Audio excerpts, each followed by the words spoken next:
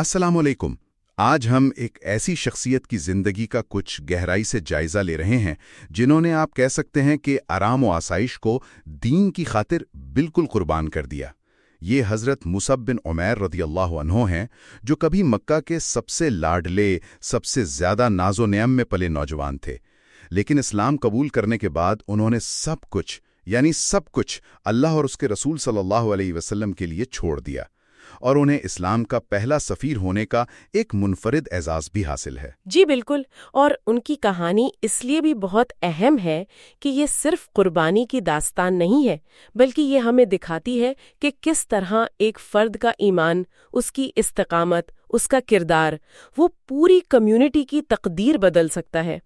یعنی یہ سوچنا بھی کتنا دلچسپ ہے کہ ایک ایسا نوجوان جو انتہائی ناز و نعم میں پلا بڑا، وہی مدینہ میں اسلام کی روشنی پھیلانے کا سب سے پہلا اور شاید سب سے مؤثر ذریعہ بنا۔ واقعی غیر معمولی بات ہے۔ جی ہاں، حضرت مصعب بن عمیر رضی اللہ عنہ، جیسا کہ ہم نے ذکر کیا، مکہ کے ایک انتہائی امیر گھرانے سے تھے۔ ان کی والدہ خناس بنت مالک وہ بہت مالدار تھیں اور اپنے بیٹے پر بے تحاشا خرچ کرتی تھیں۔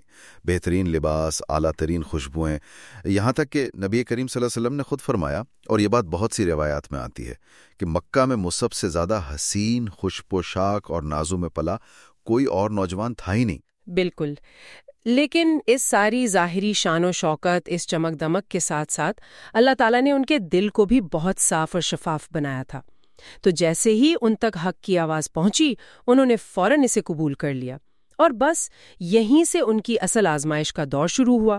ان کے اپنے خاندان نے، خاص طور پر ان کی والدہ نے، جنہیں ان سے شدید محبت تھی، انہیں اسلام سے روکنے کے لیے ہر ممکن کوشش کی، ہر حربہ آزمایا۔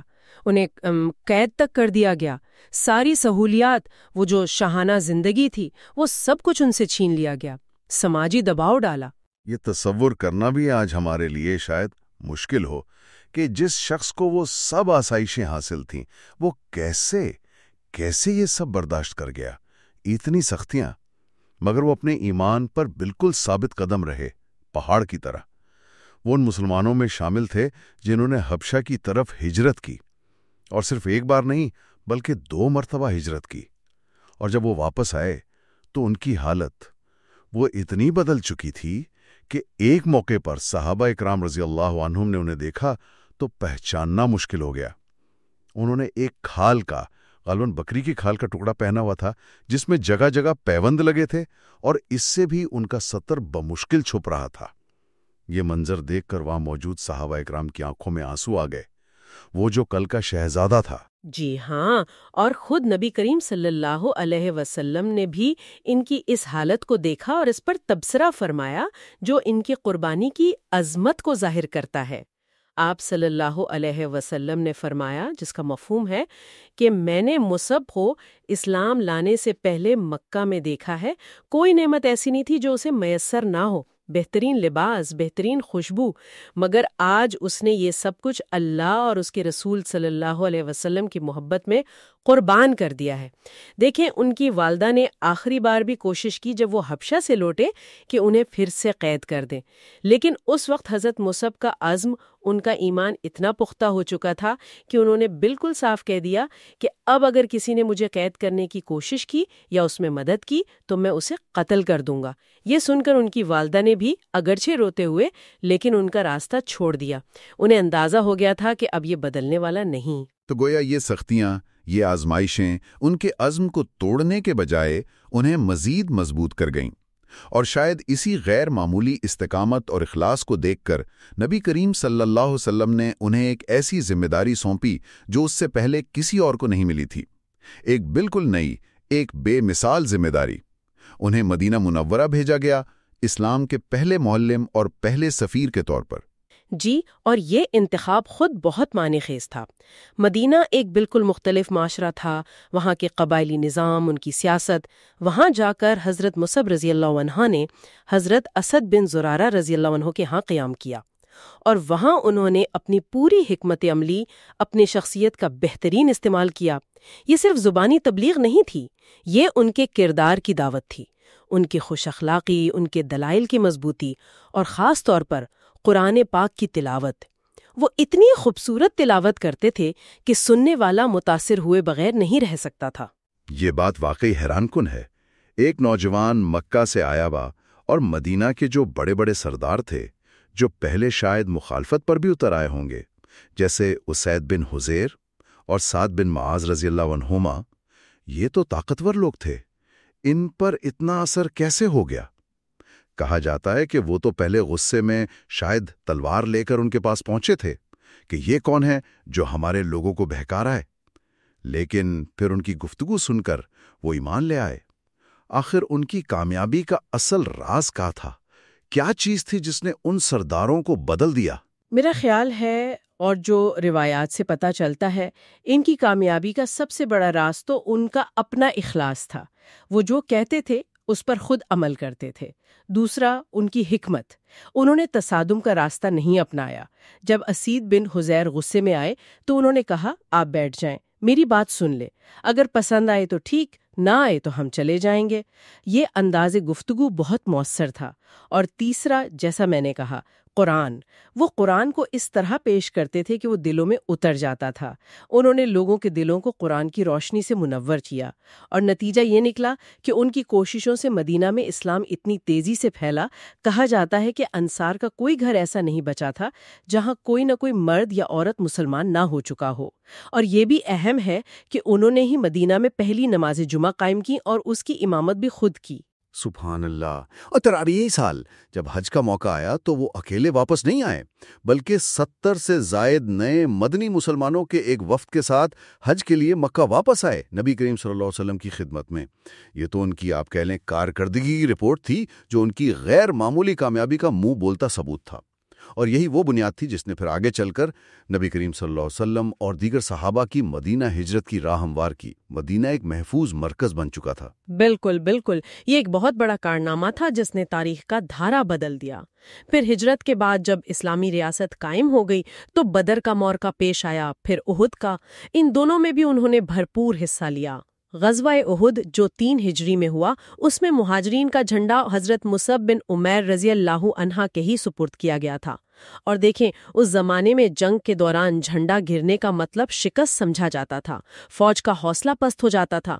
تو جھنڈے کو بلند رکھنا، اس کی حفاظت کرنا، یہ بہت بڑی ذمہ داری تھی۔ جی، اور جنگ احد کے وہ جو نازک ترین لمحات تھے، جب ایک افواہ کی وجہ سے مسلمانوں کے قدم اکھڑ گئے تھے، بھگدڑ مچ گئی تھی، اس وقت بھی حضرت مصعب رضی اللہ تعالیٰ عنہ پہاڑ کی طرح جمے رہے، پرچم کو تھامے رکھا۔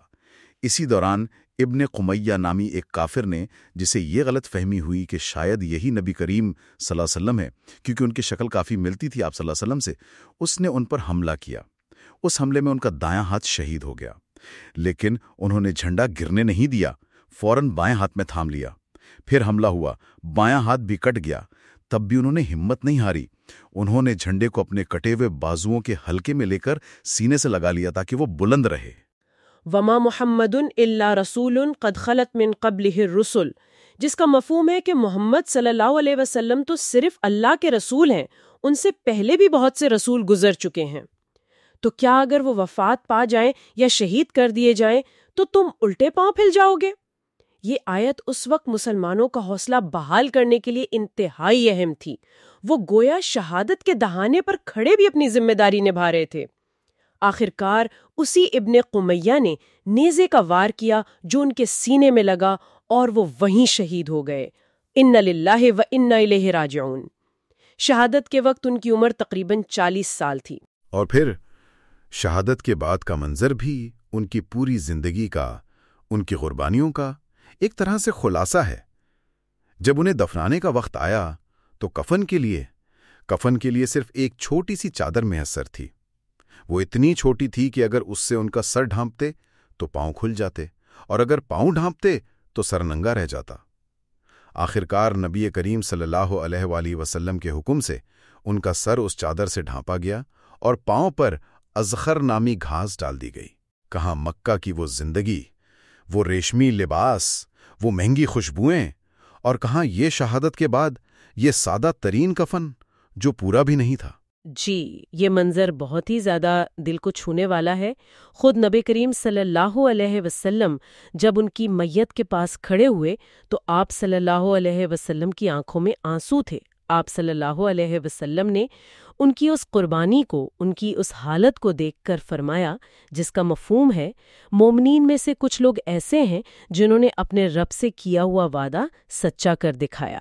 پھر آپ صلی اللہ علیہ وسلم نے براہ راست حضرت مصعب رضی اللہ عنہ سے گویا خطاب کیا، مصعب، میں نے تمہیں مکہ میں دیکھا تھا، تم سے زیادہ نفیس لباس اور تم سے زیادہ خوبصورت زلفیں کسی کی نہ تھیں، اور آج میں تمہیں دیکھ رہا ہوں کہ تمہارے بال بکھرے ہوئے ہیں اور جسم پر صرف ایک چادر لپٹی ہے۔ پھر آپ صلی اللہ علیہ وسلم نے وہاں موجود شہداء کی طرف اشارہ کر کے فرمایا کہ اللہ کا رسول گواہی دیتا ہے کہ تم سب قیامت کے روز اللہ کے حضور شہید یعنی زندہ گواہ ہو گئے۔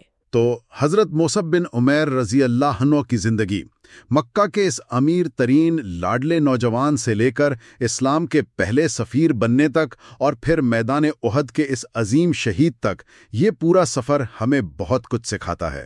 یہ ایک روشن مثال ہے۔ بالکل۔ مصعب رضی اللہ عنہ کی زندگی کا اگر ہم نچوڑ نکالیں تو وہ یہ ہے کہ حقیقی کامیابی، حقیقی اثر و رسوخ یہ دنیاوی مال و دولت یا ظاہری حیثیت سے نہیں آتا، یہ آتا ہے اپنے مقصد سے سچی لگن، غیر متزلزل وابستگی اور اس مقصد کے لیے اپنا سب کچھ یہاں تک کہ جان بھی قربان کرنے کے عزم سے۔ ان کی کہانی ہمیں بار بار یہ سوال کرنے پر مجبور کرتی ہے کہ ہم اپنی زندگی میں کس چیز کو اصل کامیابی سمجھتے ہیں، ہماری ترجیحات کیا ہیں؟ جی بالکل۔ اور آخر میں ایک نکتے پر غور کرنے کی دعوت ہے۔ حضرت مصعب رضی اللہ عنہ کی یہ جو مکمل سپردگی تھی، یعنی انہوں نے دنیا کی بے پناہ راحت اور آسائش کے مقابلے میں ایمان کا انتخاب کیا اور اس پر قائم رہے، یہ کسی اعلیٰ مقصد پر یقین رکھنے اور اس کے لیے قربانی دینے کی نوعیت کے بارے میں کیا ظاہر کرتی ہے؟ اس پر ضرور سوچنا چاہیے۔